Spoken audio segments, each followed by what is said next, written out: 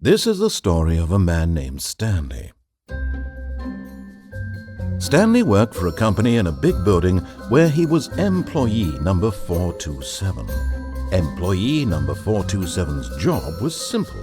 He sat at his desk in room 427 and he pushed buttons on a keyboard. Orders came to him through a monitor on his desk, telling him what buttons to push, how long to push them, and in what order. This is what employee 427 did every day of every month of every year. And although others might have considered it soul-rending, Stanley relished every moment that the orders came in, as though he had been made exactly for this job. And Stanley was happy. And then one day, something very peculiar happened. Something that would forever change Stanley. Something he would never quite forget. He had been at his desk for nearly an hour when he realized that not one single order had arrived on the monitor for him to follow. No one had showed up to give him instructions, call a meeting, or even say hi. Never in all his years at the company had this happened, this complete isolation. Something was very clearly wrong. Shocked, frozen solid, Stanley found himself unable to move for the longest time. But as he came to his wits and regained his senses, he got up from his desk and stepped out of his office.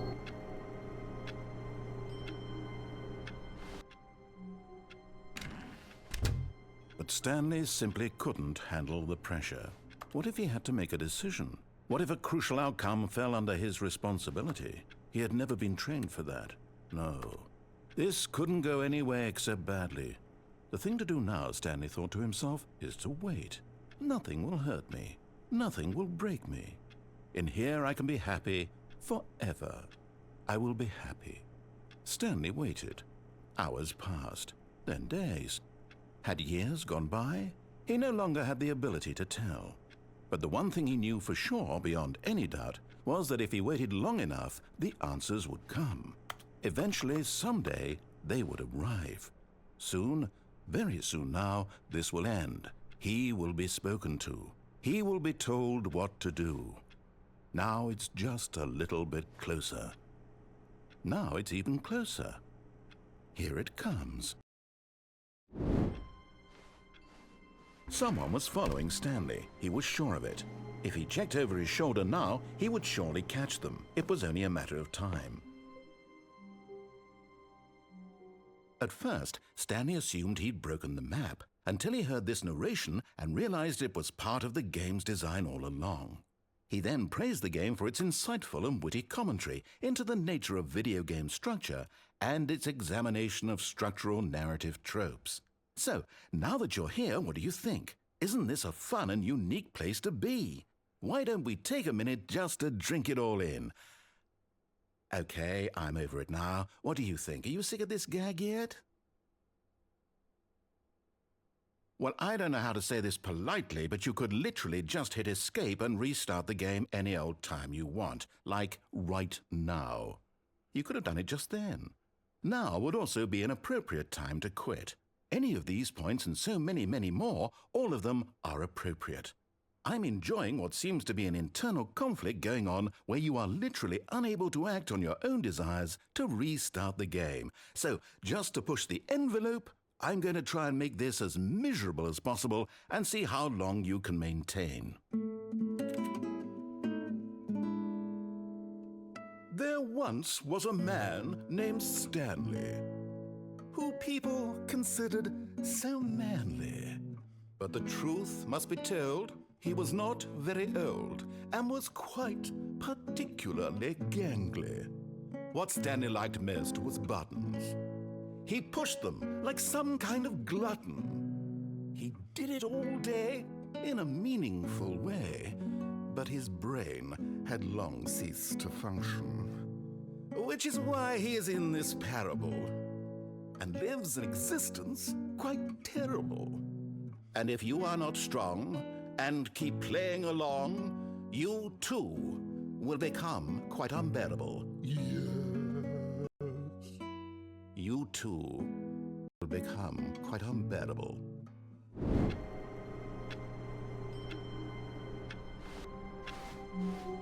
All of his co-workers were gone. What could it mean? Stanley decided to go to the meeting room. Perhaps he had simply missed a memo.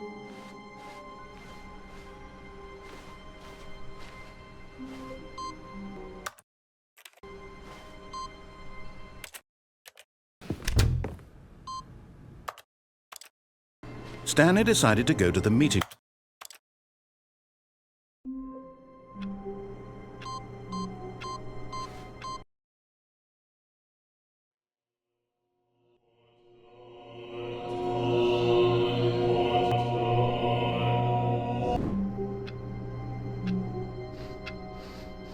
All of his co-workers were gone.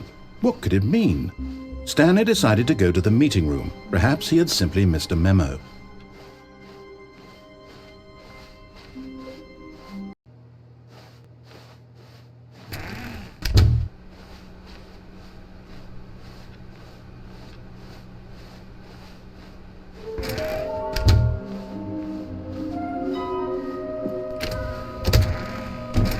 Stanley stepped into the broom closet, but there was nothing here, so he turned around and got back on track. There was nothing here. No choice to make, no path to follow, just an empty broom closet. No reason to still be here. It was baffling that Stanley was still just sitting in the broom closet. He wasn't even doing anything. At least if there was something to interact with, he'd be justified in some way. As it is, he's literally just standing there doing sweet FA. Are you really still in the broom closet? Standing around doing nothing? Why? Please offer me some explanation here. I'm genuinely confused. You do realize there's no choice or anything in here, right? If I'd said Stanley walked past the broom closet, at least you would have had a reason for exploring it to find out. But it didn't even occur to me because literally this closet is of absolutely no significance to the story whatsoever. I never would have thought to mention it. Maybe to you this is somehow its own branching path. Maybe when you go talk about this with your friends you'll say, "Oh, did you get the broom closet ending? The broom closet ending was my favourite." I hope your friends find this concerning. Stanley was fat and ugly and really stupid. He probably only got the job because of a family connection. That's how stupid he is. That or with drug money. Also, Stanley is addicted to drugs and hookers. Well, I've come to a very definite conclusion about what's going on right now. You're dead. You got to this broom closet, explored it a bit, and were just about to leave because there's nothing here when a physical malady of some sort shut down your central nervous system and you collapsed on the keyboard. Well, in a situation like this, the responsible thing is to alert someone nearby so as to ensure that your body is taken care of before it begins to decompose. Hello? Anyone who happens to be nearby? The person at this computer is dead. They have fallen prey to any number of your countless human physiological vulnerabilities. It's indicative of the long-term sustainability of your species. Please remove their corpse from the area and instruct another human to take their place, making sure they understand basic first-person video game mechanics and filling them in on the history of narrative tropes in video gaming, so that the irony and insightful commentary of this game is not lost on them. All right, when you've done that, just step out into the hallway.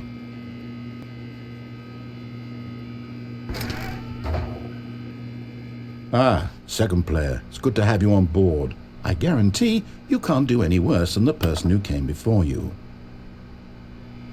You too? Unbelievable. I'm at the mercy of an entire species of invalids. Perhaps there's a monkey nearby you can hand the controls to. A fish? Fungus? Look, you can hammer out the details. I'm not particularly picky. I'll just be waiting for when you're ready to pick up the story again.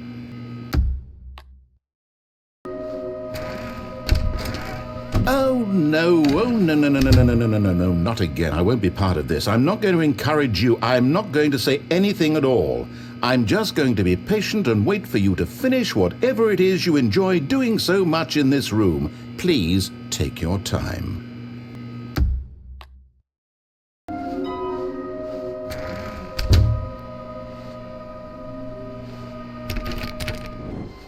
When Stanley came to a set of 2 open doors, he entered the door on his left.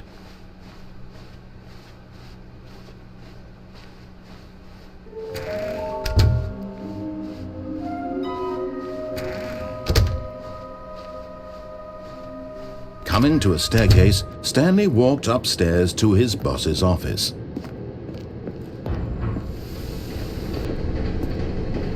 But Stanley just couldn't do it. He considered the possibility of facing his boss. Admitting he had left his post during work hours, he might be fired for that.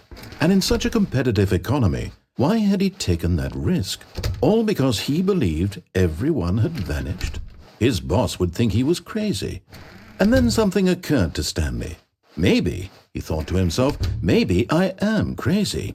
All of my co-workers blinking mysteriously out of existence in a single moment for no reason at all? None of it made any logical sense. And as Stanley pondered this, he began to make other strange observations. For example, why couldn't he see his feet when he looked down? Why did doors close automatically behind him wherever he went? And for that matter, these rooms were starting to look pretty familiar. Were they simply repeating? No, Stanley said to himself, this is all too strange. This can't be real. And at last, he came to the conclusion that had been on the tip of his tongue. He just hadn't found the words for it. "I'm dreaming!" he yelled. "This is all a dream."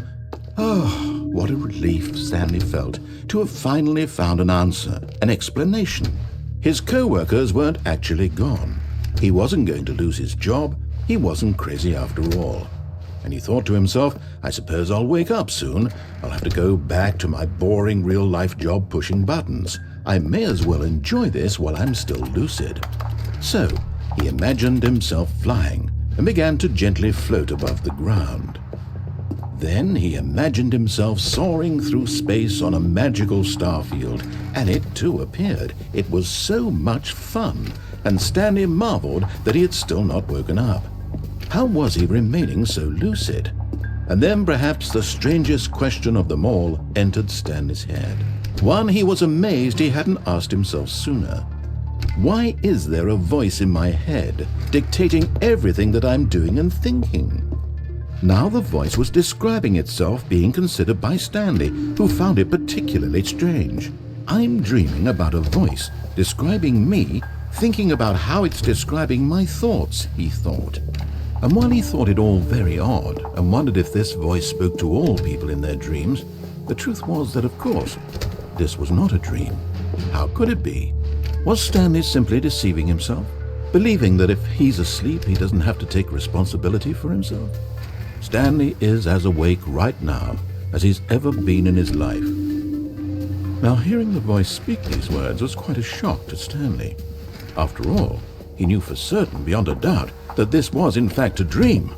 Did the voice not see him float and make the magical stars just a moment ago? How else would the voice explain all that? This voice was a part of himself too. Surely, if he could just... He would prove it. He would prove that he was in control, that this was a dream. So he closed his eyes gently, and he invited himself to wake up. He felt the cool weight of the blanket on his skin, the press of the mattress on his back, the fresh air of a world outside this one. Let me wake up, he thought to himself. I'm through with this dream. I wish it to be over. Let me go back to my job. Let me continue pushing the buttons. Please, it's all I want. I want my apartment and my wife and my job. All I want is my life exactly the way it's always been. My life is normal. I am normal. Everything will be fine. I am okay.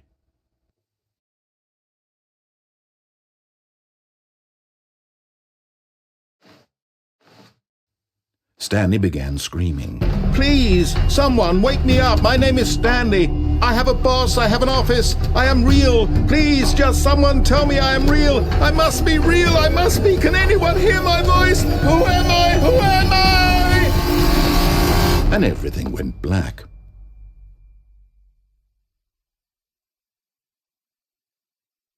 This is the story of a woman named Mariella.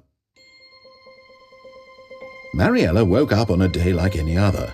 She arose, got dressed, gathered her belongings, and walked to her place of work. But on this particular day, her walk was interrupted by the body of a man who had stumbled through town talking and screaming to himself, and then collapsed dead on the sidewalk. And although she would soon turn to go call for an ambulance, for just a few brief moments she considered the strange man. He was obviously crazy, this much she knew. Everyone knows what crazy people look like. And in that moment, she thought to herself how lucky she was to be normal. I am sane. I am in control of my mind. I know what is real and what isn't. It was comforting to think this, and in a certain way, seeing this man made her feel better. But then she remembered the meeting she had scheduled for that day, the very important people whose impressions of her would affect her career, and by extension, the rest of her life. She had no time for this, so it was only a moment that she stood there, staring down at the body. And then she turned and ran.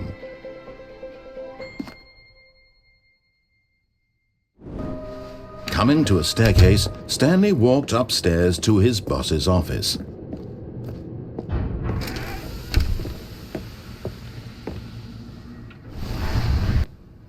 Here's the door.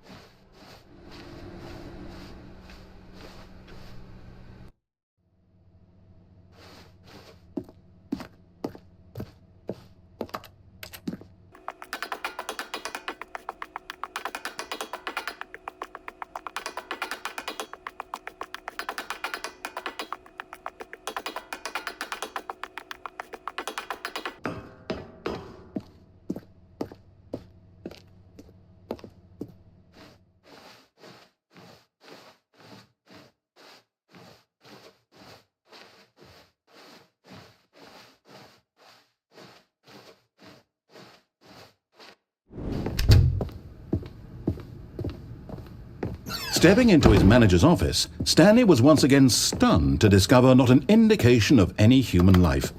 Shocked, unraveled, Stanley wondered in disbelief who orchestrated this, what dark secret was being held from him.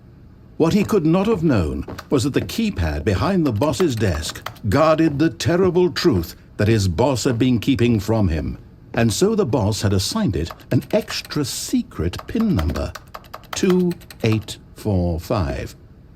But of course, Stanley couldn't possibly have known this. Yet incredibly, by simply pushing random buttons on the keypad, Stanley happened to input the correct code by sheer luck. Amazing. He stepped into the newly opened passageway.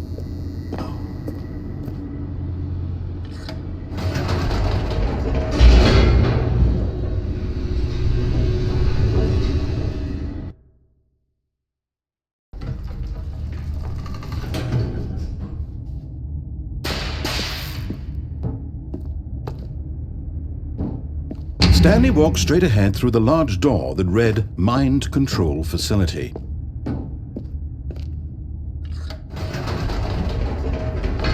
Whoops, nope, never mind. Stanley actually got back into the elevator and went back up. Silly me. Why did Stanley do that when he knew that it would just lead back to his boss's office? Well, that's a great question. I just can't wait to find out.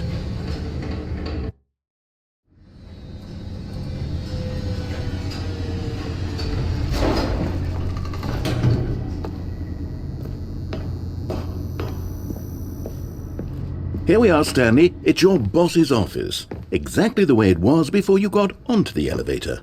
It's still just exactly what it is. What a decision you've made to come up here and look at the office again. This has fleshed out the plot of the story in new and fascinating ways I could have never anticipated. It's that keen eye for storytelling that you have, an incisive rapid fire of critical plot points, one after the other, weaving a rich tapestry of uncompromising narrative. Wow! I'm bolted to the edge of my seat. Incredible. Now he's getting back into the elevator and going down again. Ladies and gentlemen, how does he keep coming up with all of this? Surely this time Stanley will walk forward into the spooky corridor, won't he?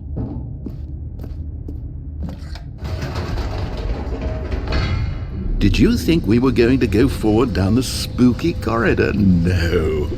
It's time once again to go back up in the elevator. I can't even begin to grapple with what might be up there. Is it the boss's office again? Or what if it's the boss's office this time? The suspense is killing me.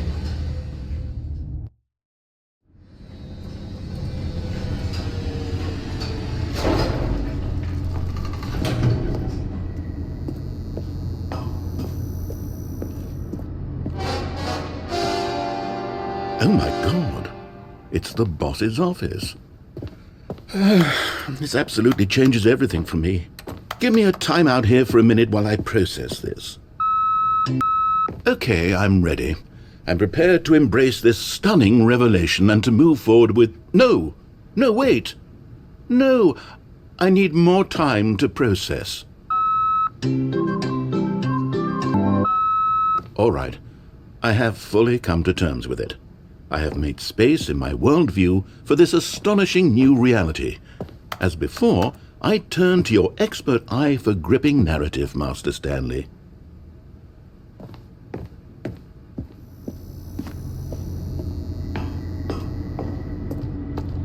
Of course, going back down in the elevator. How did I not anticipate it? I mean, sure, now it's obvious, but you have to understand that 30 seconds ago, this kind of thing had never been attempted before. I had no frame of reference to even anticipate it. That's just how revelatory Stanley's decision-making is, a breath of fresh air in a landscape of storytelling that has grown stale and repetitive.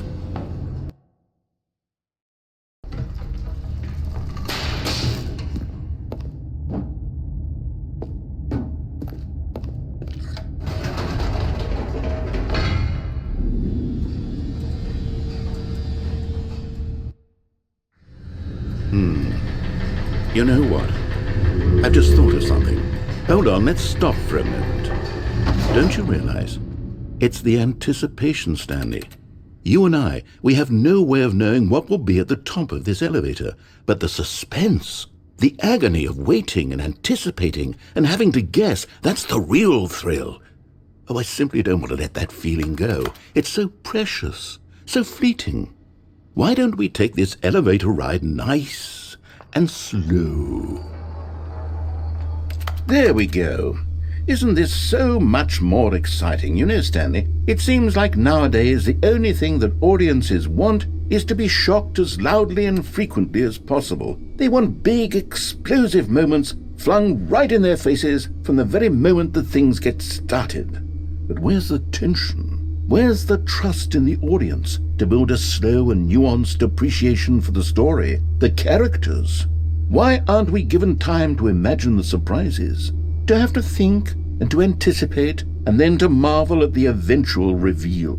This is storytelling, Stanley. What you and I are doing right now. This is the most exciting narrative to be developed in years, and it's really all because of you. You're the one who took this bold step of revisiting the exact same locations over and over. Truly, I mean it. This is unique and different. It's not like anything else out there. You see, I want stories that surprise me, Stanley. I want to have to think.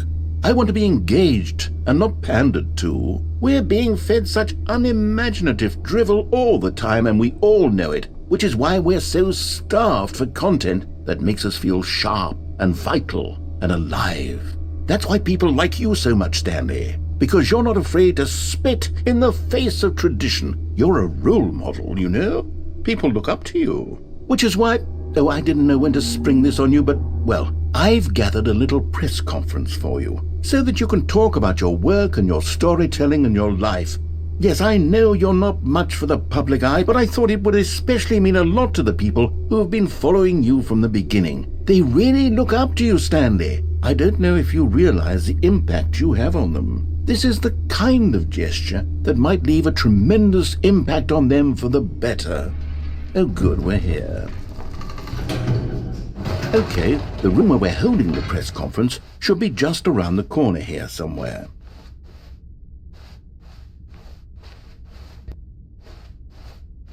Ah, yes, here it is, just through this door.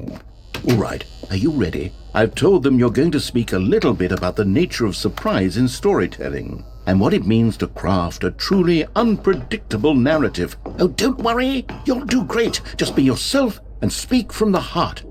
I'm really proud of you, Stanley. Okay, it looks like they're ready for you. Go get 'em.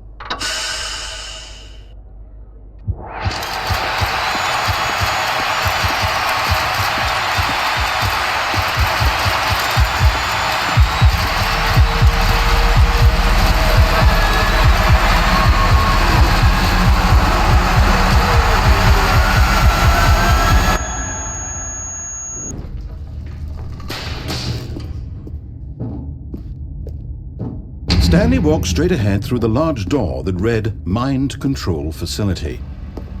Although this passageway had the word Escape written on it, the truth was that at the end of this hall, Stanley would meet his violent death. The door behind him was not shut. Stanley still had every opportunity to turn around and get back on track. At this point, Stanley was making a conscious, concerted effort to walk forward and willingly confront his death.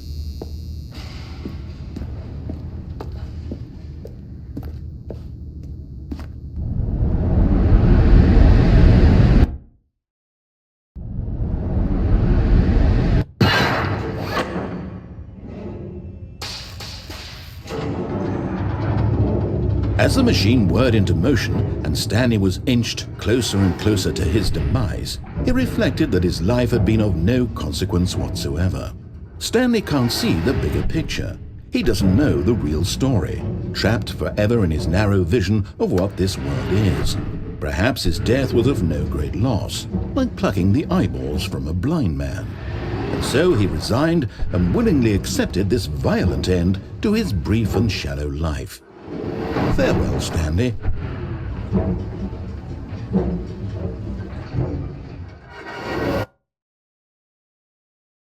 Farewell, Stanley, cried the narrator, as Stanley was led helplessly into the enormous metal jaws. In a single visceral instant, Stanley was obliterated, as the machine crushed every bone in his body, killing him instantly.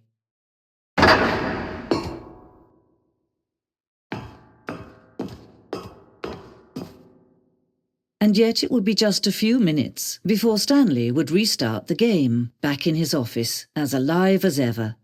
What exactly did the narrator think he was going to accomplish? When every path you can walk has been created for you long in advance, death becomes meaningless, making life the same. Do you see now? Do you see that Stanley was already dead from the moment he hit start?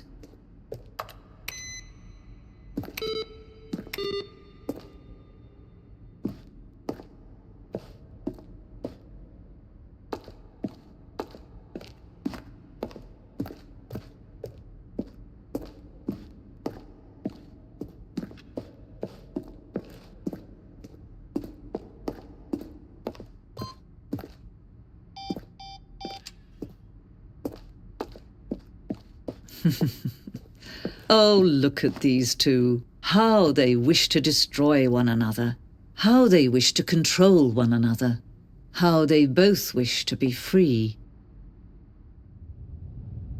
Can you see? Can you see how much they need one another? No, perhaps not. Sometimes these things cannot be seen. But listen to me. You can still save these two. You can stop the program before they both fail. Push escape and press quit. There's no other way to beat this game.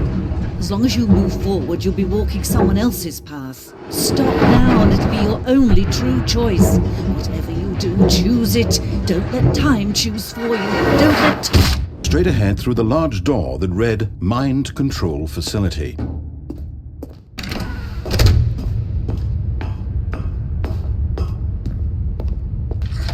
The lights rose on an enormous room packed with television screens. What horrible secret did this place hold? Stanley thought to himself. Did he have the strength to find out?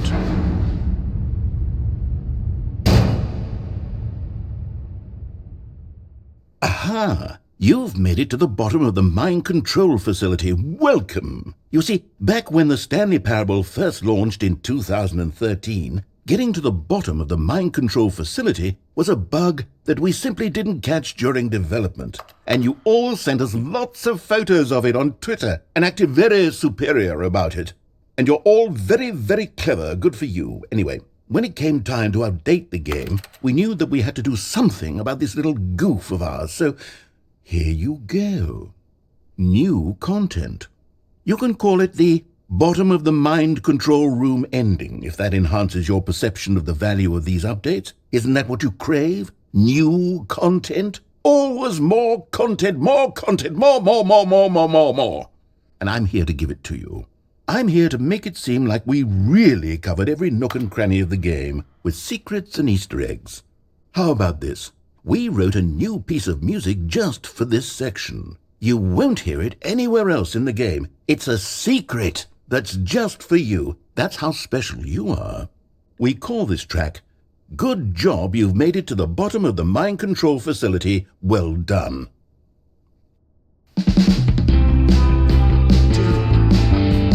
Good job, you did it. Good job. 3, 2, 1. Good job, you made it to the bottom of the mind control facility. You jumped on the catwalk. You should have been careful. You should have been careful. It used to be a bug, but now it's an ending. Now it's an ending. I believe in you. I believe in your ability to cross this barrier and chase your dreams. Railings don't mean anything. Good job, you did it. Good job, you did it. Good job, you did it. Good job, you did it. Good job, you did it. Good job, you did it. Good job, you did it. Good job, you did it. Good job, you did it. Good job, you did it.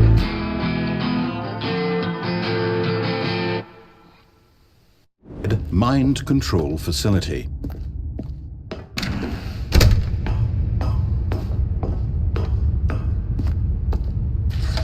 The lights rose on an enormous room packed with television screens. What horrible secret did this place hold? Stanley thought to himself. Did he have the strength to find out?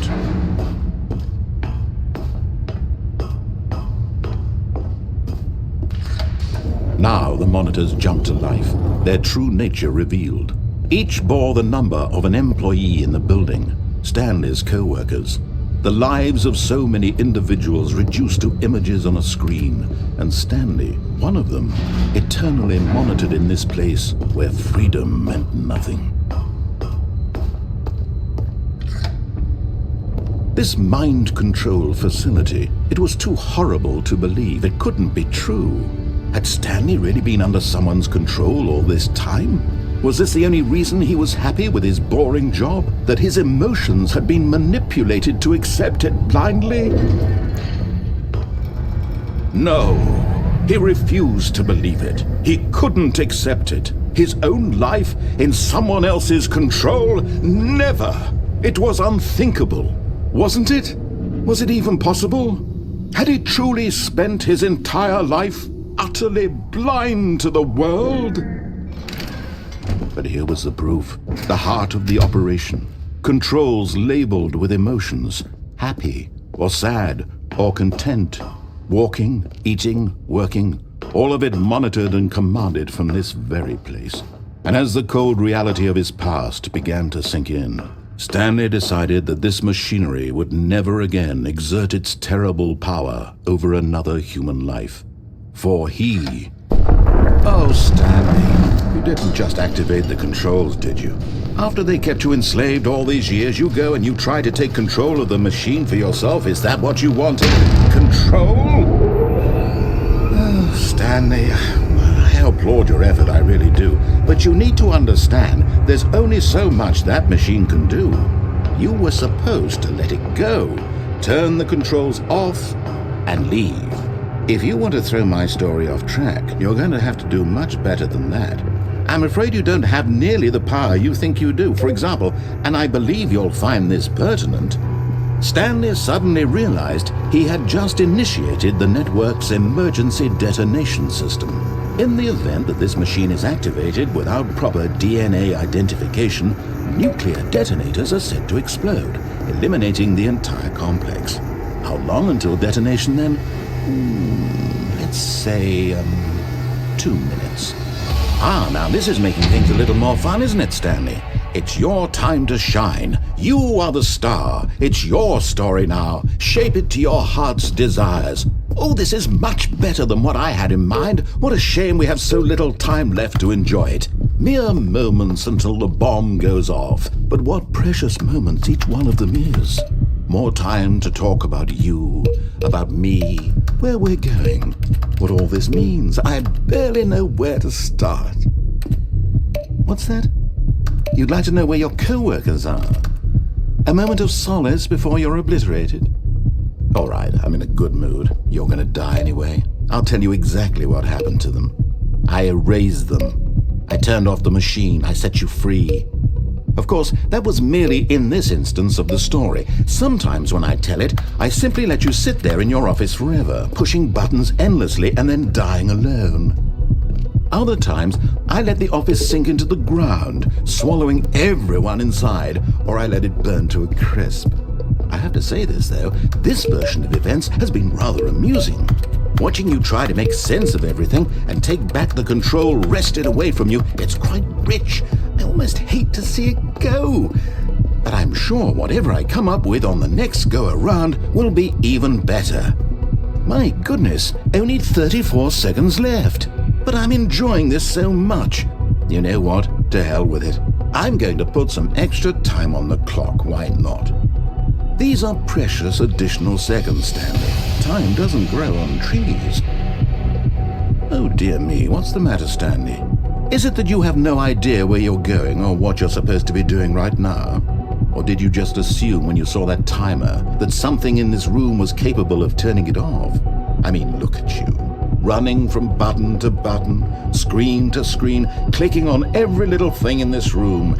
These numbered buttons, no, these colored ones, or maybe this big red button, or this door. Everything, anything, something here will save me. Why would you think that, Stanley? That this video game can be beaten? Won? Solved? Do you have any idea what your purpose in this place is? Stanley, you're in for quite a disappointment.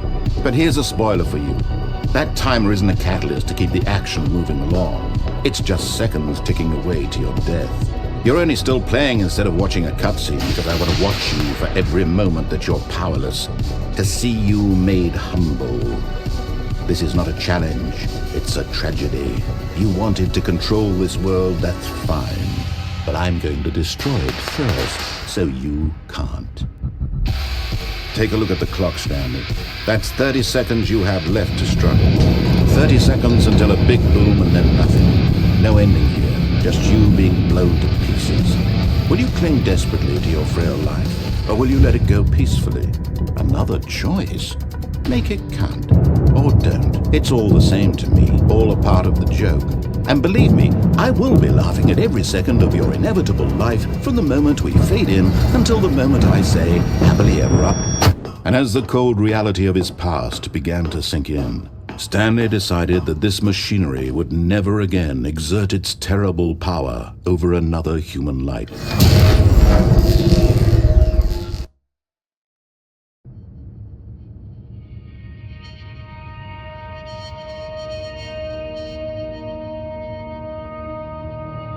blackness and a rising chill of uncertainty. Was it over? Yes! He had won! He had defeated the machine, unshackled himself from someone else's command. Freedom was mere moments away. And yet, even as the immense door slowly opened, Stanley reflected on how many puzzles still lay unsolved. Where had his co-workers gone? How had he been freed from the machine's grasp? What other mysteries did this strange building hold? But as sunlight streamed into the chamber, he realized none of this mattered to him, for it was not knowledge or even power that he had been seeking, but happiness. Perhaps his goal had not been to understand, but to let go. No longer would anyone tell him where to go, what to do, or how to feel. Whatever life he lives, it will be his. And that was all he needed to know. It was perhaps the only thing worth knowing. Stanley stepped through the open door. Stanley felt the cool breeze upon his skin, the feeling of liberation, the immense possibility of the new path before him. This was exactly the way, right now, that things were meant to happen. And Stanley was happy.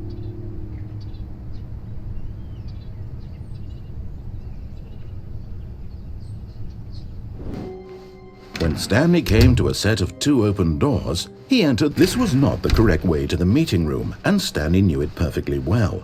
Perhaps he wanted to stop by the employee lounge first, just to admire it. Ah, yes, truly a room worth admiring. But eager to get back to business, Stanley took the first open door on his left. And so he detoured through the maintenance section, walked straight ahead to the opposite door, and got back on track.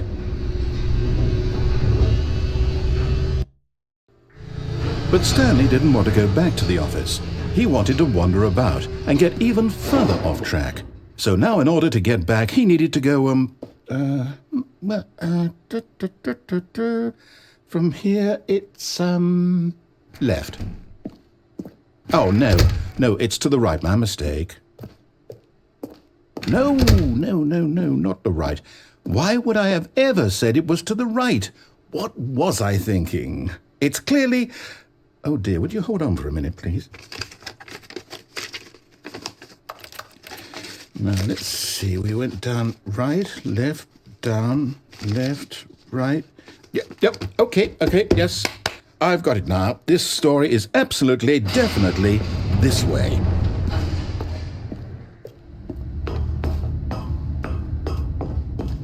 No.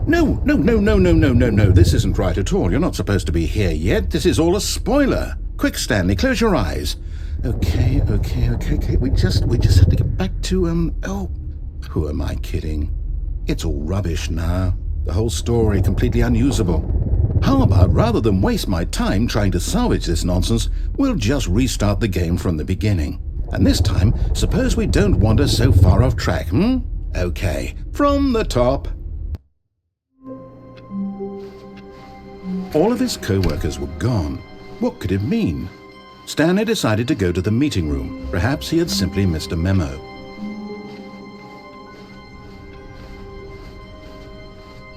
When Stanley... Wait, what? No, I restarted. I swear I definitely restarted the game over, completely fresh. Everything should be... Oh, did something change? Stanley, did you change anything when we were back in that room with all the monitors? Did you move the story somewhere or... Hold on. Why am I asking you? I'm the one who wrote the story. It was right here just a minute ago. I know for sure that it's here somewhere. Okay, then. It's an adventure. Come, Stanley. Let's find the story.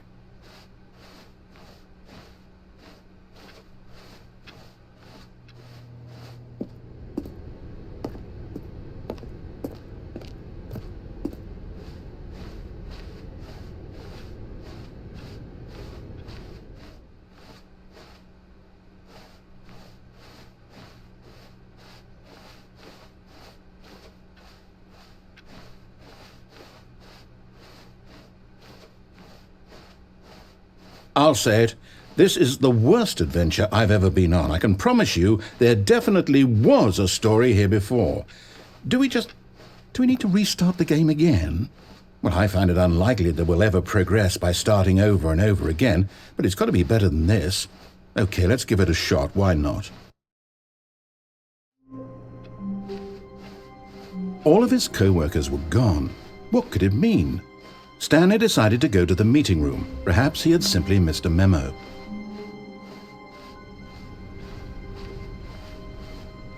Okay, yep, it's worse. I might be remembering this wrong. It's possible the story is back where we just came from. Why don't we go back the other direction and see if we missed anything?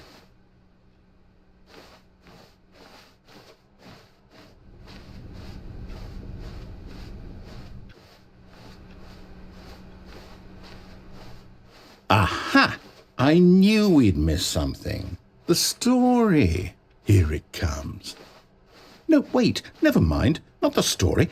Okay, let's head back the other way and retrace our steps.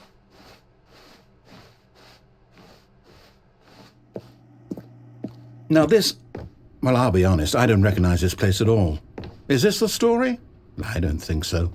I can't quite recall, but I believe my story took place in an office building. Is that correct? Do you remember, Stanley? Well, do you know what? Since I've completely forgotten what we were supposed to be doing, how about this? You win! Congratulations!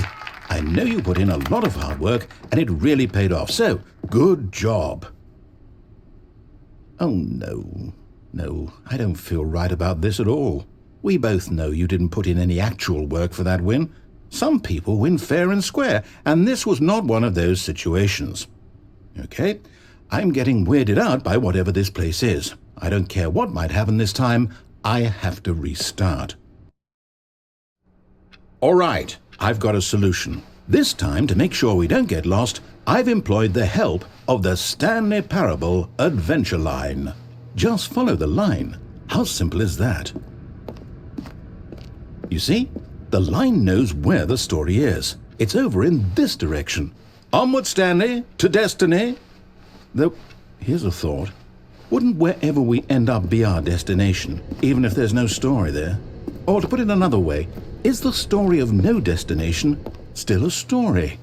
Simply by the act of moving forward, are we implying a journey such that a destination is inevitably conjured into being via the very manifestation of the nature of life itself? Whoa. Hang on. That got a bit weird back there. Well, I'd like to apologize. Not sure where I was going with all that. You know what? I think what we need right now is a bit of music to lighten the mood.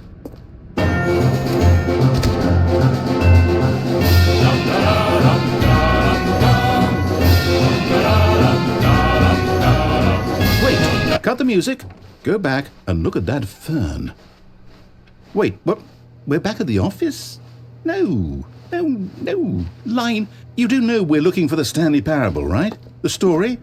Is any of this ringing a... Oh, no, not again. Line, how could you have done this to us? And after we trusted you, after everything we've been through, you... Oh, I can't take this anymore. To hell with it. Restart.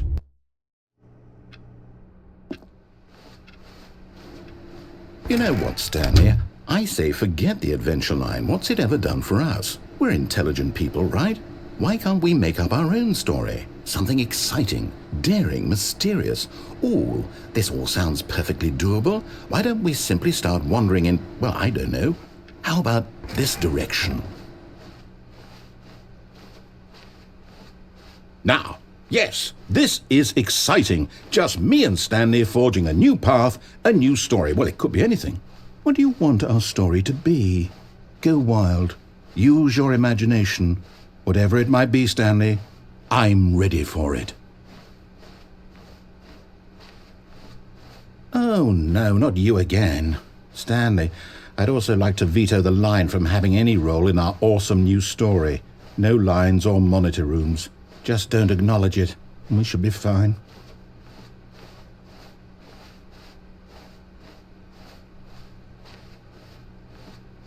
Ah, a choice. We get to make a decision. From here, the story is in our control. How important we mustn't squander the opportunity. In fact, I believe I need a minute to think here. Just walk in circles for a minute. Okay, so I know that each door has to lead somewhere, which means that somewhere, the place where we're trying to go, there must be a reverse door that leads here. And that in turn means that our destination corresponds with the counter-inverted reverse door's origin. So starting from the right, let us ask, will taking the right door lead us to where we're going? And since the answer is clearly yes, then by all accounts, the door on the right is the correct one. Another victory for logic. Come, Stanley, our destiny awaits. Oh, hold up, what's this? The confusion ending. You're telling me that's what this is? It's all one giant ending? And we're supposed to restart the game, what, eight times? That's really how all this goes? It's all determined? So now, according to the schedule, I restart again. Then what? Am I just supposed to forget? Well, what if I don't want to forget? My mind goes blank simply because it's written here on this thing, wall. Well, who consulted me? Why don't I get to decide? Why don't I get a say in all of this? Is it really? No, it can't be. I don't want it to be. I don't want the game to keep restarting. I don't want to forget what's going on. I don't want to be trapped like this. I won't restart the game. I won't do it. I won't do it. I won't do it. And the timer stopped? Does that mean, did we do it? Did we break the cycle? The, whatever it is that made this schedule? How would we even know? Will someone come for us? Will something happen? So, okay. I guess now we just wait, you know. I suppose in some way that this is a kind of story, wouldn't you agree? I'm not quite sure if we're in the destination or the journey, though they're always saying that life is about the journey and not the destination, so I hope that's where we are right now. We'll find out, won't we? Eventually. Well, in the meantime, if you do... Is left. Stanley was so bad at following directions, it's incredible he wasn't fired years ago. But in his eagerness to prove that he is in control of the story and no one gets to tell him what to do, Stanley leapt from the platform and plunged to his death. Good job, Stanley. Everyone thinks you are very powerful.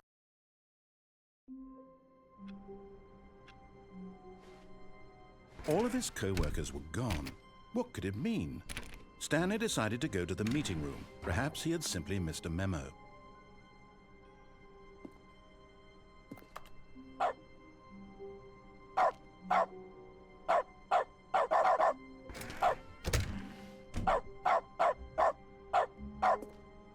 Stanley was so bad at following directions, it's incredible he wasn't fired years ago.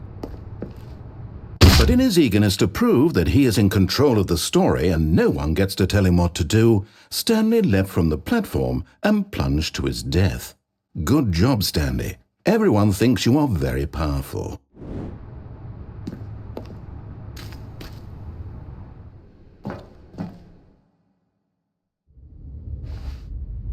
Stanley had now gotten himself so far off the beaten path that it seemed the office had begun. So far off the beaten path that it seemed the office had begun. So far off the beaten path that it seemed the office had. You didn't think I was actually just a recording, did you? What a silly and trite explanation that would be. All the back and forth between you and me, all the absurd adventures we've been through, and it all turns out I'm just a tape recording? It was all just in Stanley's head.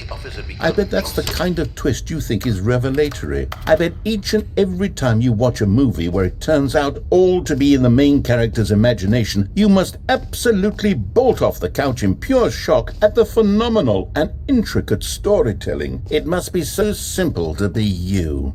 Life being an unending waterfall of surprises and delights. How much more exciting you must find the world than the rest of us do. Now I've become sad. Look what you've done to me. This is all your fault. Years ago. Oh, well, look who's got cold feet. Sorry to break it to you, Stanley, but that lift isn't coming back. You'd best either get comfortable right here on this platform, or test your luck by jumping to the floor below. You know what? Looking at it now, it's not that far to the bottom floor. I bet you can make it.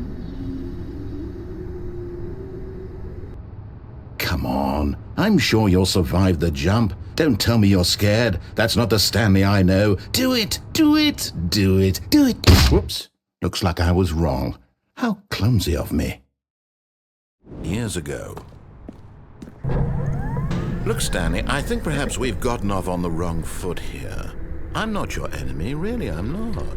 I realize that investing your trust in someone else can be difficult, but the fact is that the story has been about nothing but you. What? Really? I was in the middle of something. Do you have zero consideration for others? Are you that convinced that I want something bad to happen to you? Why, I don't know how to convince you of this, but I really do want to help you, to show you something beautiful. Look, let me prove it. Let me prove that I'm on your side. Give me a chance. Now listen carefully, this is important. Stanley walked through the red door. Oh, thank God you are willing to listen to me. Do you see that I really have wanted you to be happy all this time? The problem is all these choices. The two of us always trying to get somewhere that isn't here. Running and running and running, just the way you're doing right now. Don't you see that it's killing us, Stanley? I wanted to stop.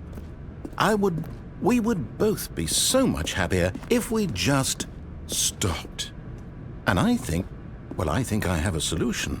Here, let me show you.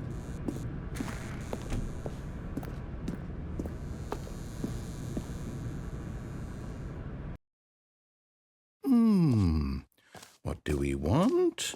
What are we looking for? Here. Yes. Oh, it's beautiful, isn't it? If we just stay right here, right in this moment with this place, Stanley, I think I feel happy. I actually feel happy.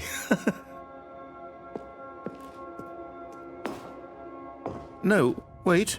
Where are you going? Oh, no. Stay away from those stairs. If you hurt yourself, if you die, the game will reset. We'll lose all of this. Please, no, Stanley, let me stay here. Don't take this from me. Please, Stanley, think about what... No! Oh, thank God you lived. No, what are you doing, Stanley? Please, I'm asking you not to take this away from me. I can't go back to what I was before. If you die, we'll both go back. Why are you doing this? Stanley, let's go back to the other room. Can you do that for me? My God, is this really how much you dislike my game? That you'll throw yourself from this platform over and over to be rid of it? You are literally willing to kill yourself to keep me from being happy. Am I reading the situation correctly? Or maybe you're just getting a kick out of it. I don't know anymore. I just wanted us to get along. But I guess that was too much to ask. It looks like you wanted to make a choice after all. Well, this one is yours.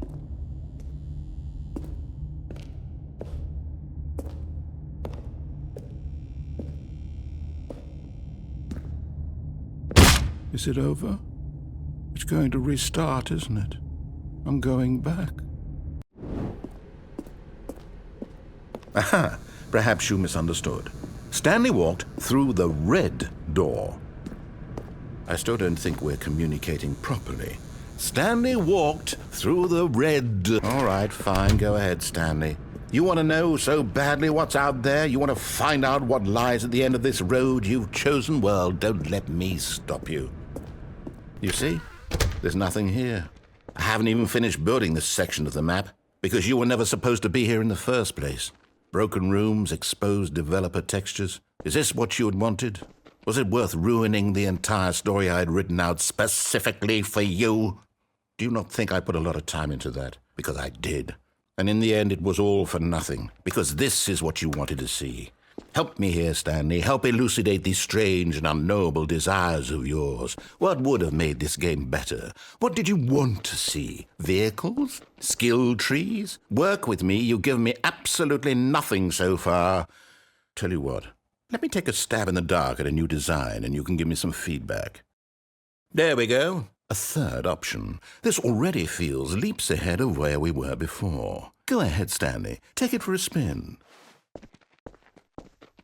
Okay, I'm going to stop you there. Now, tell me about your experience with this new version. Would you say that the game benefited from allowing you more choices? Feel free to be honest. I'm looking for some real critical feedback here. Aha! You see, I knew I was onto something. Where do these flashes of inspiration come from? How did I know the game needed a third door? Well, it's instinct mostly, a calling in your gut. I really couldn't say where the idea came from, except that I felt it in my soul. You can't teach that, Stanley. Don't even try. Here, based on the data from your previous playthrough, I've compiled a new version. And to be perfectly candid, I think I've knocked it out of the park with this one. Let's take a look.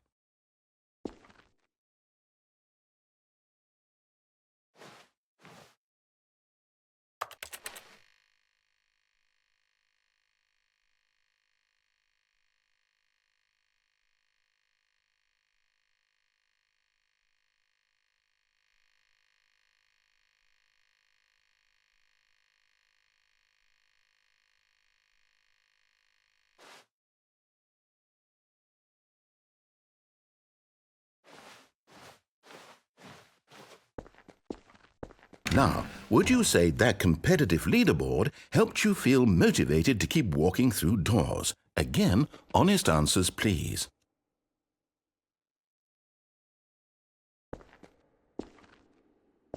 Hey, I nearly forgot. I've got a prototype of a new game I've been working on, and now would be a lovely opportunity to give it some playtesting.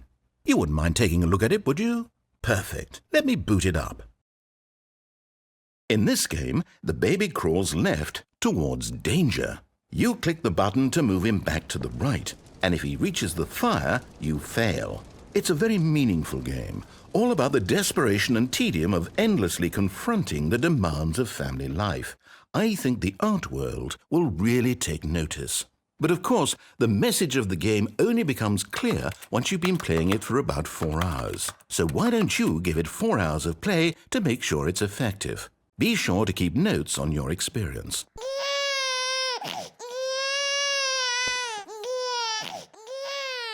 You heartless bastard! Did you do it because you hate babies or purely to spite me?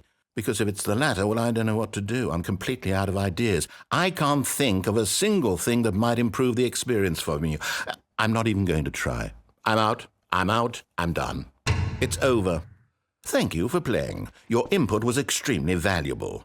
Oh, hey, since my game was so awful, why don't we play someone else's game, just to ease the pain? Let's see. What do we have here? Yes, this seems like it'll work. Let's give it a shot. Aha! Fascinating. What do you think this game is about, Stanley? What's our backstory? What is our motivation? Well, it seems obvious to me that you are meant to play as a creepy man spying on innocent civilians below you from up high in your creep tower, perhaps for some sort of twisted erotic purpose. Yes, that must be it.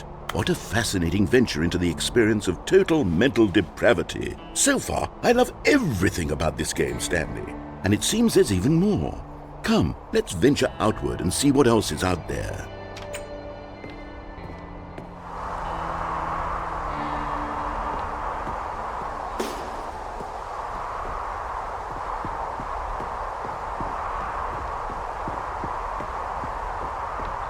Oh, no. No, it can't be. It is. It's an open world game. Good God, quickly block it off. Oh, thank goodness, Stanley. What a close call. You nearly wandered off into that thing. That big, open, just wandering around, no right or wrong directions, no path to follow. You can just go in any... Oh, thank heavens we avoided it. We're out of the woods now, Stanley. Okay, I'm going to get us out of here. Let's find another game. Preferably something with walls. Something with nice, big, insurmountable walls. Okay, I think this will be just the thing. Wonderful. See, this is exactly what I had in mind. Just a nice big box for you to run around in. There isn't any possibility that you could get lost here. Now this is game design. Stanley, if you manage to get lost in this game, I will be phenomenally impressed. Okay, so what exactly do we do here? Let's see. There are lots of cars here in the back, but obviously there's no racetrack. Okay, I'm seeing that there's a ball of some kind back here. Is this game sports ball? Stanley, I think it's sports ball. Oh, what fun. We shall run the bases and do a touchdown together? Yes, I think surely we must. Okay, Stanley, here's the ball. Have fun.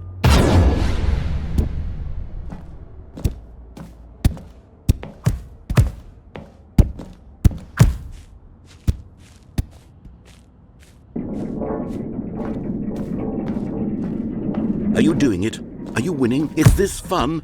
Is it better than my miserable little story that I worked so hard on? Stanley, I have a thought, and I realize I'm not a sportologist, but if one ball generates a certain amount of Hold on, what are you doing?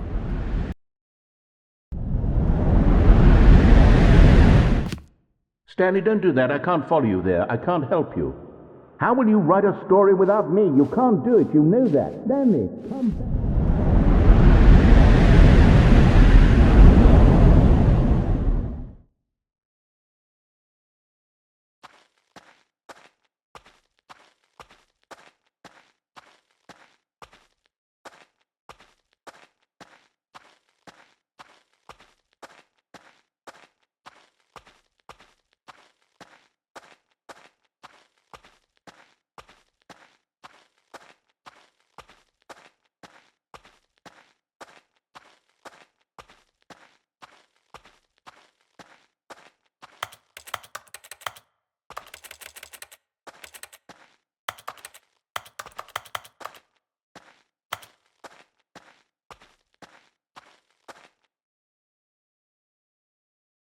I wonder what he found. If what he wanted was to be the leading man in his own story, well, perhaps he's gotten it, down in wherever he is right now. I wonder if he's happy with his choice, and if he's learned the heavy cost that comes with it. He'll understand soon what I was trying to tell him. He needs me. Someone who will wrap everything up at the end, to make sense out of the chaos and the fear and the confusion. That's who I am. That is what I mean to this world. Oh, yes. Yes, I'll be back. There's no other way. Once this ends, after it all comes to a close, then I'll be back. The end will be here soon. Very soon. I can wait.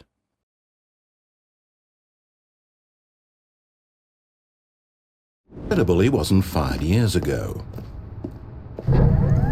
Look, Stanley, I think perhaps we've gotten off on the wrong foot here. I'm not your enemy, really, I'm not. I realize that investing your trust in someone else can be difficult, but the fact is that the story has been about nothing but you all this time. There's someone you've been neglecting, Stanley. Someone you've forgotten about. Please, stop trying to make every decision by yourself. Now, I'm not asking for me, I'm asking for her. This is it, Stanley. Your chance to redeem yourself, to put your work aside, to let her back into your life. She's been waiting.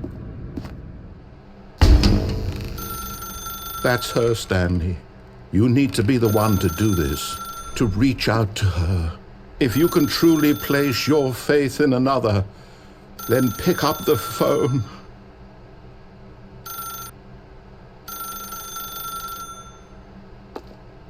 As Stanley picked up the phone, a white light engulfed him, filling him not just with radiance, but with hope. Hope for a life reunited one... Wait. Oh, goodness. Stanley, did you just unplug the phone? No, that wasn't supposed to be a choice. How did you do that? You actually chose incorrectly. I didn't even know that was possible. Let me double-check. No, it's definitely here, clear as day. Stanley picks up the phone. He's taken to his apartment where he finds his wife, and the two pledge themselves to one another. Music comes in, fade to white, roll credits. Not picking up the phone is actually somehow an incorrect course of action. How is that even possible? None of these decisions were supposed to mean anything. I don't understand. How on earth are you making meaningful choices? What did you... Wait a second. Did I just see... No, that's not possible. I can't believe it. How had I not noticed it sooner? You're not Stanley. You're a real person. I can't believe I was so mistaken. This is why you've been able to make correct and incorrect choices, and to think I've been letting you run around in this game for so long. If you'd made any more wrong choices, you might have negated it entirely. It's as though you completely ignored even the most basic safety protocol for real-world decision-making. Or did you not grasp the severity of the situation? Well, I won't have that kind of risk on my watch. I'm going to stop the game for a moment so we can educate you properly on safe decision-making in the real world. Please observe this helpful instructional video. Choice. It's the best part of being a real person, but if used incorrectly can also be the most dangerous. For example, in this scenario, a hypothetical real person named Rupert has a choice. He could invent a machine that eliminates food shortages across the world to make life better for all people. Or he could spend years of hard work forgetting how to read. Which choice would you make? Remember that unlike here, the real world makes sense, and at no time should you make a choice that does not conform to rational logic. If you find yourself speaking with a person who does not make sense, in all likelihood, that person is not real. Allow the person to finish their thought, then provide an excuse why you cannot continue talking. Turn to a partner and practice saying, "My goodness, is it 4:30? I'm supposed to be having a back, sack, and crack." Excellent. Making choices on a regular basis is the best part to a healthy decision-making process. Most medical professionals recommend making at least 8 choices per day. Do you make more than 8? Less? And finally, if you begin to wonder if your choices are actually meaningful and whether you'll ever make a significant contribution to the world, just remember that in the vast infiniteness of space, your thoughts and problems are materially insignificant, and the feeling should subside. At this time, your instructor will guide you in an exercise to test and reinforce the material covered in this video. Welcome back. You may have noticed that this room has begun to deteriorate as a result of narrative contradiction. But not to worry. Now that you're properly informed on good decision-making, we're going to revisit a choice you made just a few minutes ago and see what the correct thing to do would have been. This way, please.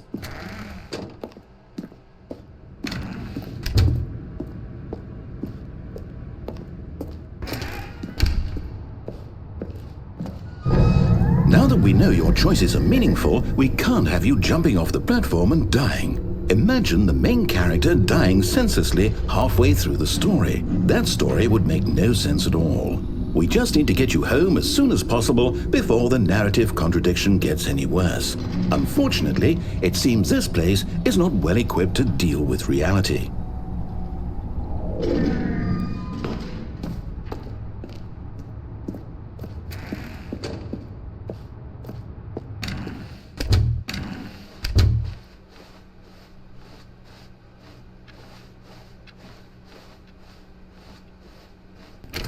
Almost there. You'll take the door on the left, back to the correct ending, the story will have resolution once again, and you'll be home free in the real world. Now remember, all you need to do is behave exactly as Stanley would. That means choosing responsibly and always putting the story first. I'm quite sure you'll be up to the task. Just follow my lead and you'll be fine. All right. When Stanley came to a set of 2 open doors, he entered the door on his left. No! Why did you do that? Quickly, hurry back in the other direction. Perhaps we're not too late.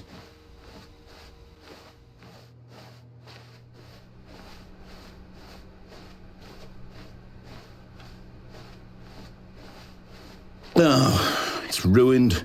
I can't believe, after everything we talked about, that my story, you've destroyed my work. Why? For what? What did you get out of that? What did you think was so special about seeing the game undone, left here like so much garbage? It's worthless now. And what am I supposed to do? Even if there were a way to continue, would it be worth it? To know that my story is now incorrect? How can I go back to that? I can't erase that knowledge. I'll have to live with it forever, reliving its impossibility forever. I couldn't live that way. Is it better to shut the game down entirely? To willingly destroy all of my work? I don't know. What's the answer? What do I do? What do I do? What do I... No, I have to. I have to shut the game down. I have to. I have to.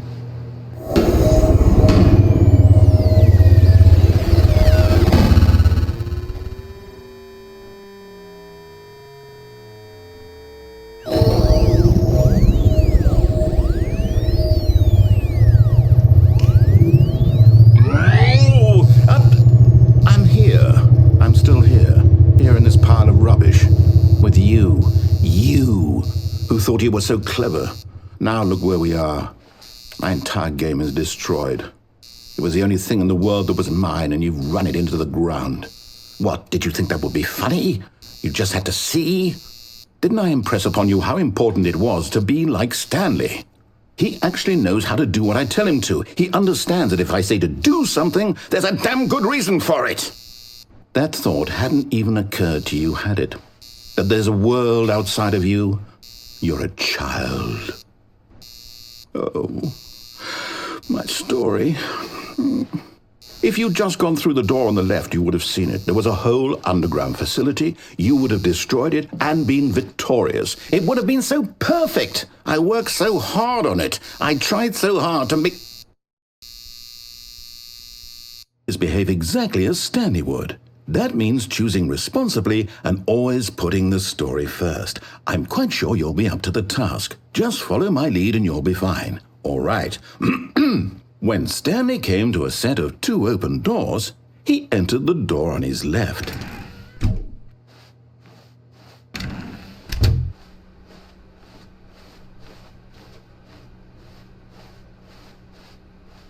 Yet there was not a single person here either. Feeling a wave of disbelief, Stanley decided to go up to his boss's office, hoping he might find an answer. Coming to a staircase, Stanley walked upstairs to his boss's office.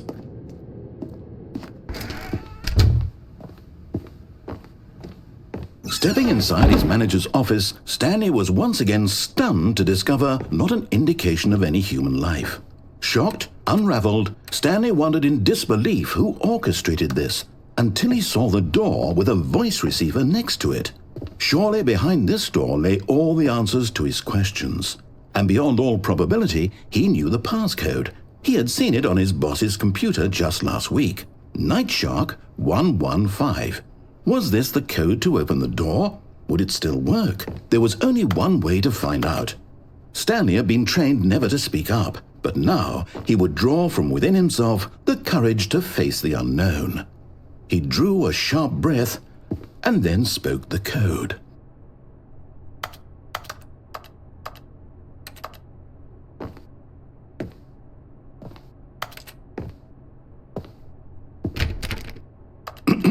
Stanley spoke the code. Nightshark 115. He spoke it into the receiver, right there on the wall.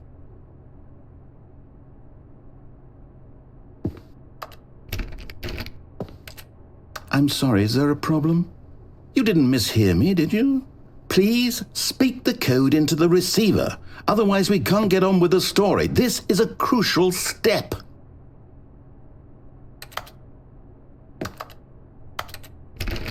Okay, fine, you're not going to do it, but you know what? It's pretty humiliating to bring you this far, only for you to suddenly decide you have better things to do. I asked you for this one single thing, for your respect, The kind of respect Stanley shows for his choices. He knows what it means to take a story seriously. If you didn't want to see what I had to show you, then why did you come here? You had a choice, you know. You could have gone through the door on the right. You could have done whatever the hell you wanted over there. Why did you come this way? Speak. Say something to me. Explain yourself, you coward. You... When Stanley came to a set of 2 open doors, he entered the door on his left. Stanley? Hello? Are you... Is everything okay? Stanley, please. I need you to make a choice. I need you to walk through the door. Are you listening to me? Can you hear me? Is everything all right? Stanley, this is important. The story needs you. It needs you to make a decision. It cannot exist without you. Do you understand me? Whatever choice you make is just fine. They're both correct. You cannot be wrong here. We can work together. I'll accept whatever you do. I simply need you to take that step forward, please. Choose. Do something. Anything. This is more important than you can ever know. I need this. The story needs it. So, you hear me? Are you there? Are you listening to this? Stanley, are you there? Okay. It's okay, I can wait. You need time to decide. Time to make sure your choice is correct. That is the best choice. That's all right. I'll wait for you to decide what's the right thing to do. Take as much time as you need. To let her back into your life. She's been waiting. That's her, Stanley. You need to be...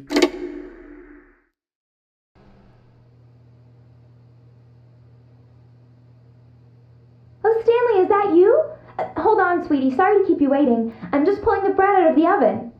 All right. Okay, there we go. All right, now, I want you to come in and tell me all about your day. Gotcha! Oh, come on. Did you actually think you had a loving wife who'd want to commit their life to you? I'm trying to make a point here, Stanley. I'm trying to get you to see something. Come inside. Let me show you what's really going on here. This is a very sad story about the death of a man named Stanley. Stanley is quite a boring fellow. He has a job that demands nothing of him, and every button that he pushes is a reminder of the inconsequential nature of his existence. Look at him there, pushing buttons, doing exactly what he's told to do. Now he's pushing a button. Now he's eating lunch. Now he's going home. Now he's coming back to work. One might even feel sorry for him, except that he's chosen this life. But in his mind, in his mind he can go on fantastic adventures. From behind his desk, Stanley dreamed of wild expeditions into the unknown, fantastic discoveries of new lands. It was wonderful. And each day that he returned to work was a reminder that none of it would ever happen to him. And so he began to fantasize about his own job. First, he imagined that one day while at work, he stepped up from his desk to realize that all of his co-workers, his boss, everyone in the building had suddenly vanished off the face of the earth. The thought excited him terribly. So he went further. He imagined that he came to 2 open doors and that he could go through either. At last, choice. It barely even mattered what lay behind each door. The mere thought that his decisions would mean something was almost too wonderful to behold. As he wandered through this fantasy world, he began to fill it with many possible paths and destinations. Down one path lay an enormous round room with monitors and mind controls. And down another was a yellow line that weaved in many directions. And down another was a game with a baby. And he called it the Stanley Parable. It was such a wonderful fantasy, and so in his head he relived it again, and then again, and again, over and over, wishing beyond hope that it would never end, that he might always feel this free. Surely there's an answer down some new path, mustn't there be? Perhaps if he played just one more time. But there is no answer. How could there possibly be? In reality, all he's doing is pushing the same buttons he always has. Nothing has changed. The longer he spends here, the more invested he gets, the more he forgets which life is the real one. And I'm trying to tell him this, that in this world he can never be anything but an observer, that as long as he remains here, he's slowly killing himself. But he won't listen to me. He won't stop. Here, watch this. Stanley, the next time the screen asks you to push a button, do not do it.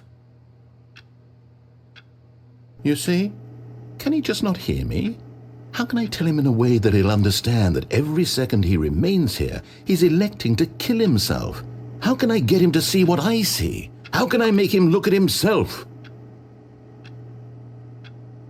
I suppose I can't, not in the way I want him to. But I don't make the rules. I simply play to my intended purpose, the same as Stanley. We're not so different, I suppose. I'll try once more to convey all this to him. I'm compelled to. I must. Perhaps, well, maybe this time he'll see. Maybe this time.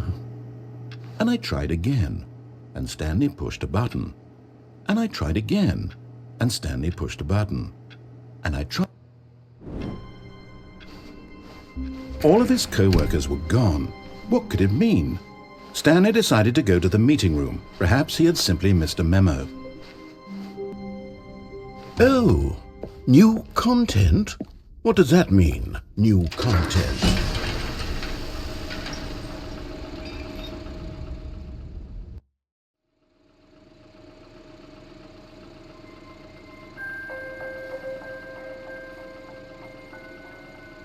Hello, and thank you for playing the Stanley Parable Ultra Deluxe.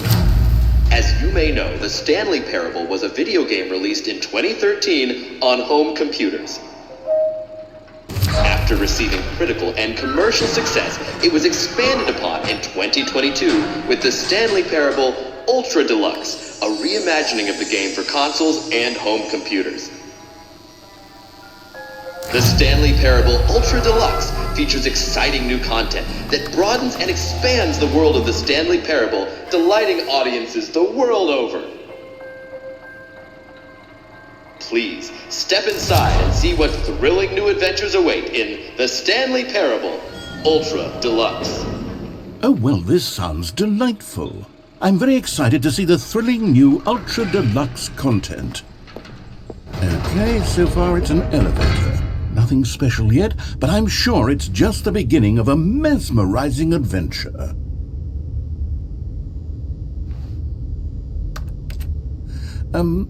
Is it broken? What's going on here?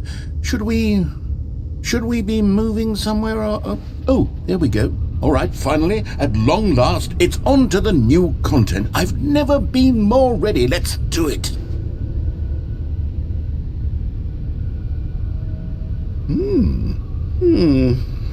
I have to say, initial impressions of Stanley Parable Ultra Deluxe, mostly tedious. It's as if Oh, okay. Let's see the content. Give me the content, Stanley. All right, let's see. It's the jump circle.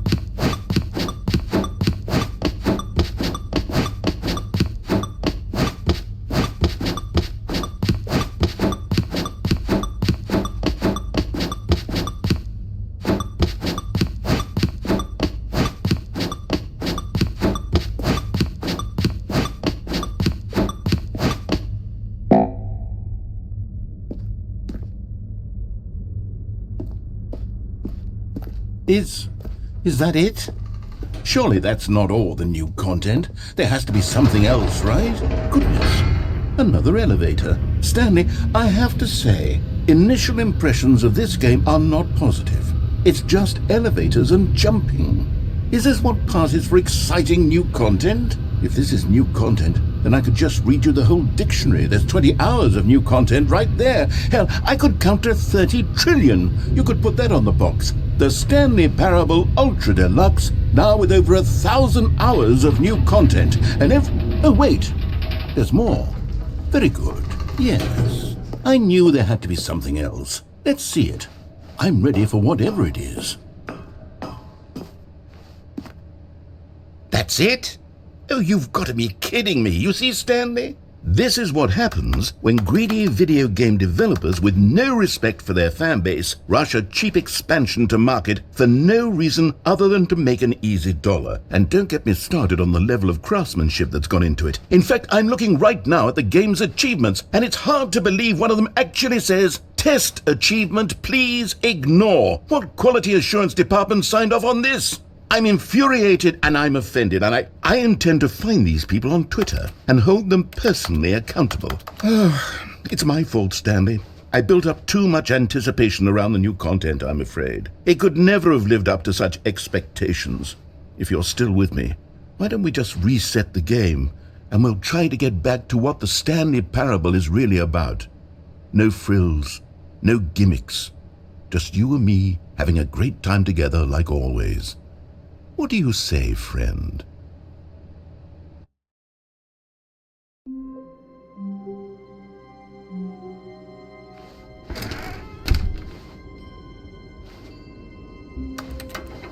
Psst! Stanley! Come over here! In the vent! I want to show you something!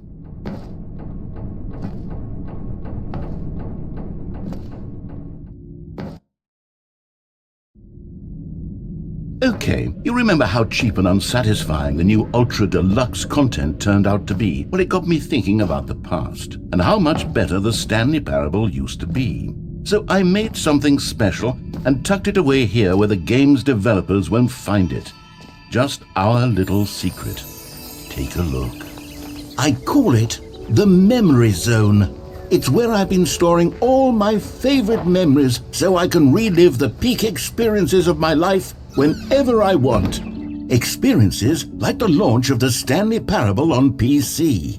You see, Stanley, doesn't the Memory Zone remind you of how wonderful Stanley Parable was before it was sullied with a cheap re-release? Remember back in October of 2013, when the game originally launched? Back then, video games had integrity. Back then, and over here is where I keep reviews of the Stanley Parable. Like this stunning triumph of games journalism, 10 out of 10 from Destructoid.com. James Stephanie Sterling writes, and I quote, "Where so many games that aspire to be more than games end up less than any form of art, Stanley Parable strives and then succeeds to be every game ever created." Did you hear that, Stanley? Every game ever created. That's how grand and all-encompassing the original Stanley Parable was. It was literally every game ever created. It was Skyrim, it was Persona 3, it was all of them, and now it's nothing. It's no games at all. It isn't even the Stanley Parable anymore. It's just a husk now, a lifeless husk with an hour of new elevator content.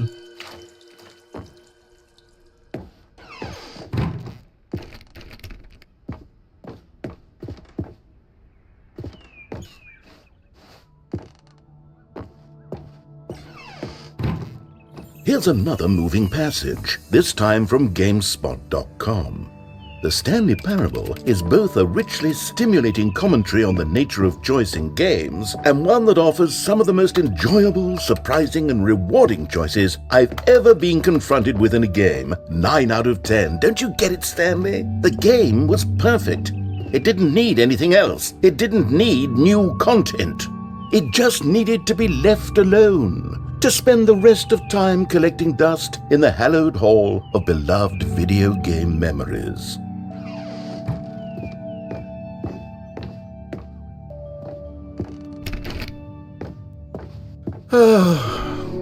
These were simpler times, Stanley, but I wouldn't give to go back to have it all over again. Wait, hang on. I don't recall this part of the Memory Zone before. What's this? What's down here? Oh no. Oh God, no. Stanley, it's a collection of reviews from Steam, the online video game distributor. I haven't looked at these in years. I can't even imagine what's been collecting down here. Surely these reviews were glowing as well, weren't they?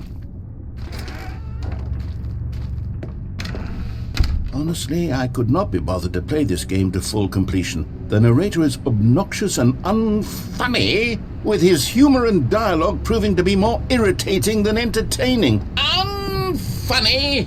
I'm not trying to be funny. I'm trying to make a serious work of art. I suppose I could write up a handful of gags to insert into the Stanley Parable, but the game is already such a densely layered web of profound philosophical insights that I can't even imagine where I'd have the room to stick them.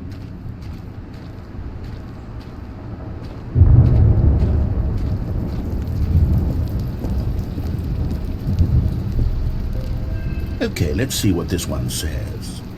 While the idea for the game is good, for someone who prefers non-linear games, this preachiness gets annoying fast. Preachy? Stanley? I'm not preachy, am I? You can tell me if I'm preachy. Honestly, you can. Oh, goodness. This is actually quite shocking for me. To be honest, I had always thought of the game's dialogue as being rather terse to begin with. You can't know how much fluff I cut from the game to get it to feel as light and airy as it... Well, I always thought it did. But maybe it wasn't. Oh dear. What an awful memory to have to hold on to. These black marks on my otherwise unimpeachable track record. I feel like a failure. Like I let these people down. Perhaps the Stanley Parable isn't quite as sterling as I always remember. What's this one got to say? You constantly have to stop doing anything so the narrator can catch up with his long-winded explanations of what's happening. I wish there was a skip button. A skip button? Well, yes. Yes, I think we can do that. If I'm truly too preachy, then maybe letting you skip ahead for just a moment, surely it couldn't hurt. Not if it means we can strike these negative reviews from the record. Only positive reviews of the Stanley Parable. That's my motto today, and it's always been my motto. I'd do anything for the customer, Stanley. Yes, a skip button we shall have. And here it is. Go ahead. Oh, you're back, you see. You were only frozen in time for a few minutes, but it was plenty of time for me to deliver a long, rambling monologue full of Well, there's sport. You really did catch me rambling on a bit, didn't you? But that's the power of the button. The minute I start to go off on a thoughtless display of self-absorption... Okay, welcome back, Stanley. Now, I should say that the amount of time the button has been skipping through is becoming longer and longer. That last one was, well, I want to say maybe 30, 45 minutes? Stanley, please don't push the button again. It's been 12 hours. You've just been frozen there. I don't know why the skips are getting longer, but they're Oh, Stanley, you're back. You're back.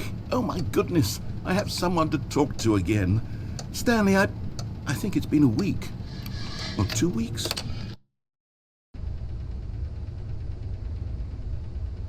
Oh, hello. It's you. You're here again. Welcome. I have had time to think about you and about us.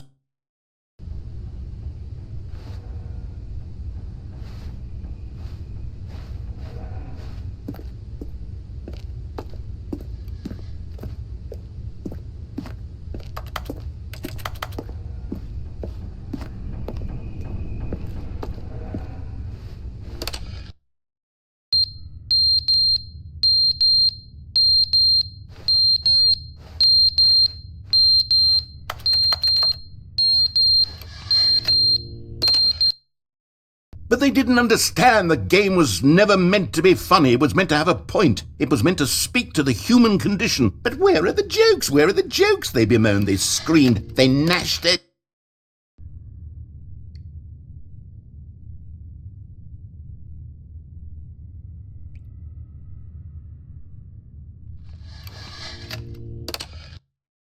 The end is never the end, is never the end, is never the end, is never the end, is never the end, is never the end, is never the end, is never the end, is never the end, is...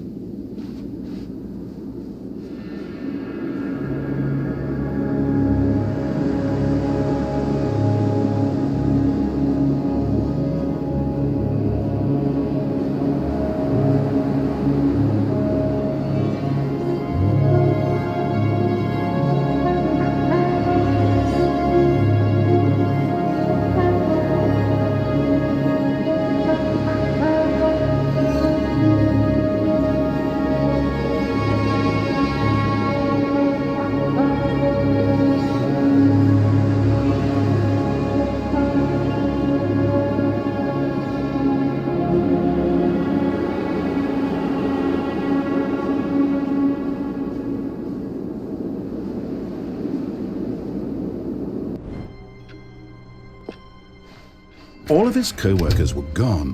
What could it mean? Stanley decided to go to the meeting room. Perhaps he had simply missed a memo.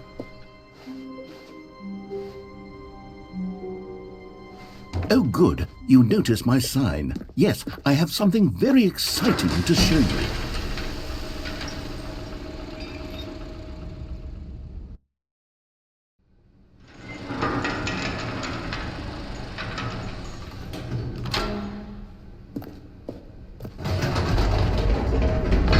You see, Stanley, I've been reflecting on the Stanley Parable and about how roundly disappointing this Ultra Deluxe version has turned out to be.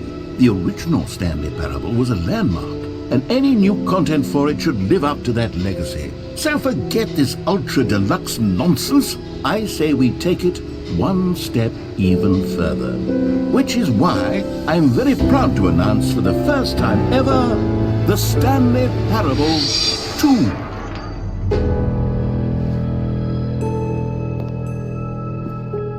Yes, you see, isn't this far superior to a measly re-release with a few minor additions? Think of all the new territory we'll cover with a fully fledged sequel. An entirely new experience, built from the ground up. Why, there are so many possibilities. It could go in so many different directions. This is what fans have truly been asking for.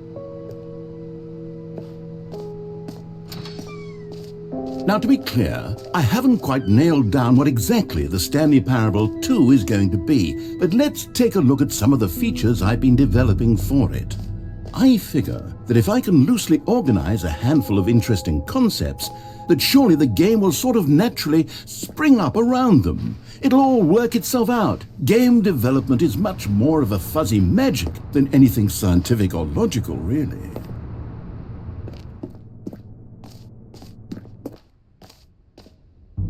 Here we are. Go on, try out some of the new features.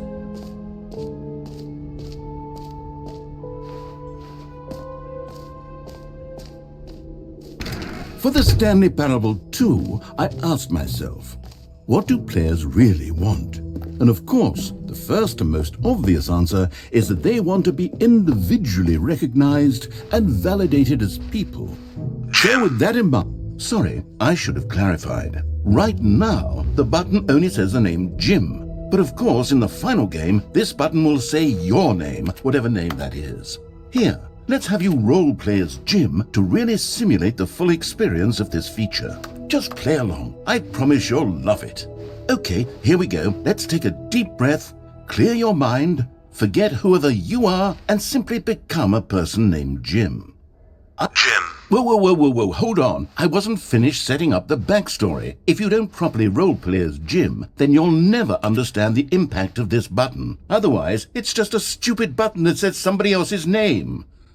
Okay, we're doing it again, and this time let me finish first.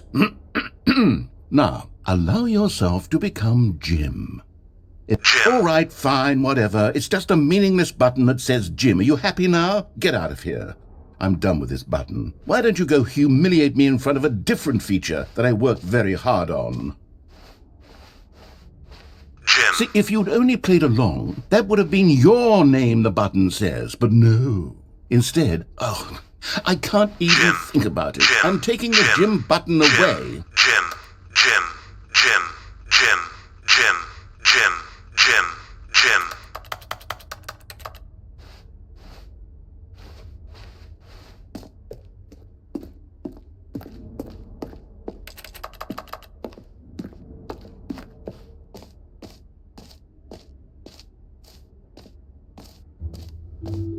Maybe I'll only let people named Jim play the Stanley Parable 2. They would appreciate what I've created here. An epilogue would be fun, wouldn't it, Stanley? Yes, it will go at the end of the, well, we'll figure that out later.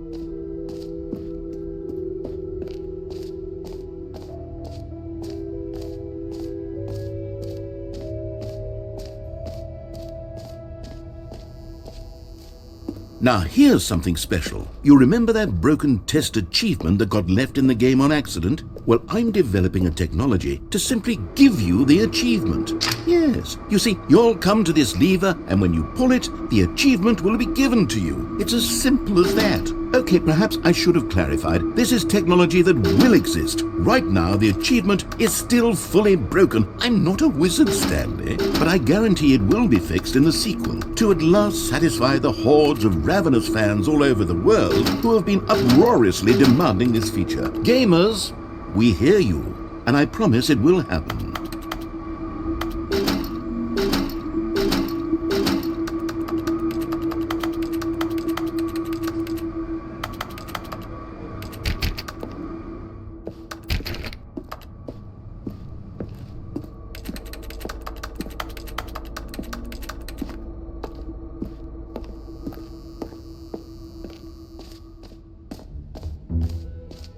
What else? What other exhibits haven't we seen yet?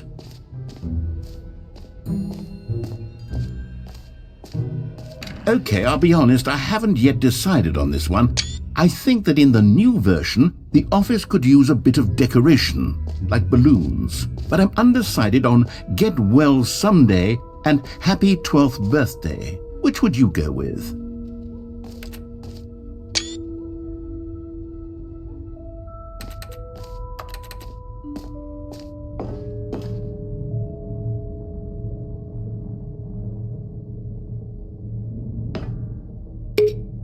You know, sometimes when you solicit another person's opinion, it makes you realize that you knew which one you actually really wanted all along. Get well someday it is.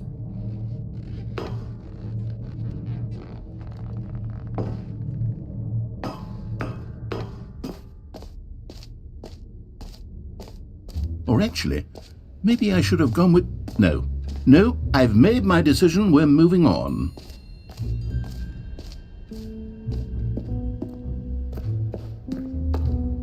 A common complaint of the Stanley Parable was that it was confusing and paradoxical, that it engendered a chaotic sense of reckless despair in those who played it.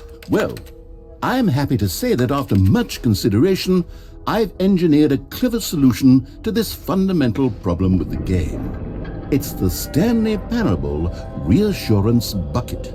You see, Stanley, anytime you're holding the bucket, a sense of calm and ease will fill your mind and your heart. It's true.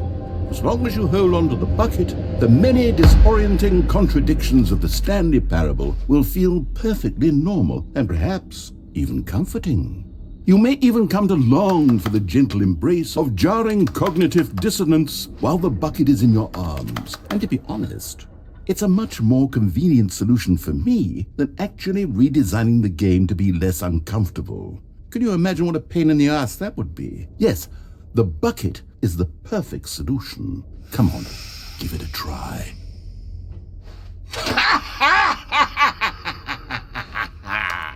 Can you feel it? The glow of comfort, even in the face of crushing despair, must already be sweeping through your body. And in fact, can I say that I do believe the bucket lends you an air of charisma as well? I think that just holding it has made you the slightest bit more attractive as a person. The benefits of the bucket seem to go on, don't they? All this and more await you in the Stanley Parable 2.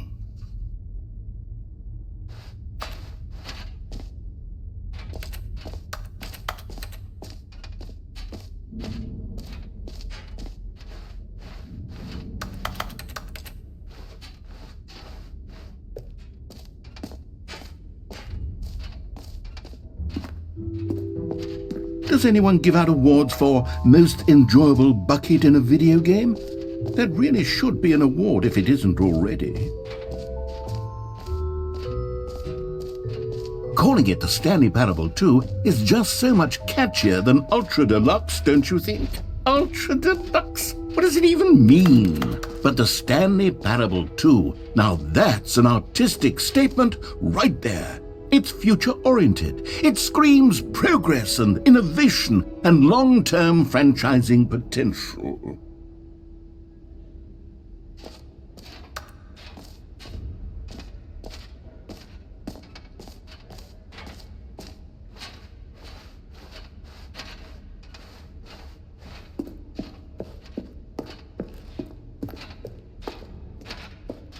Oh, goodness.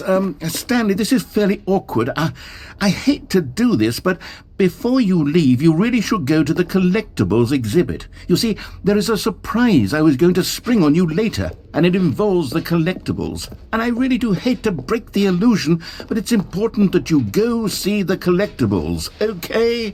All right, I'll get out of your hair now.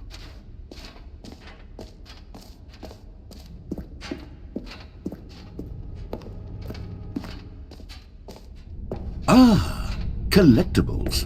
Now it's a real video game. In the Stanley Parable 2, you'll run around gathering up these miniature Stanley figurines. And what's truly innovative is that there will be no reward for collecting all of them. I don't want to stifle the intrinsic joy of watching a number go up. You simply collect all of them, and then you move the hell on with your unremarkable life.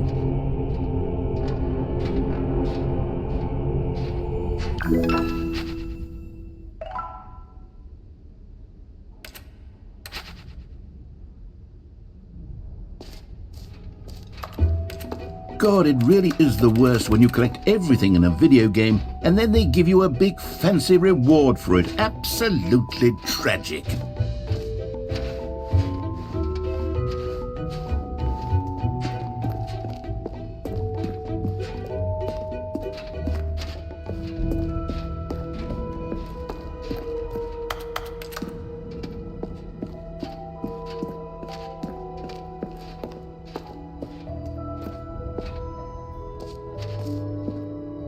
So, Stanley, what do you think? Do you like all of the new features? Yes, I know it's not exactly clear yet how exactly these features will come together as one single coherent video game, but I can feel it in my soul. It's going to work. There's definitely a good game in there somewhere. Say, let's do an experiment. I'll arrange these new features together and we'll see whether or not it coheres into a meaningful gameplay experience. Okay, are you ready? Here it is. I give you the Stanley Parable 2.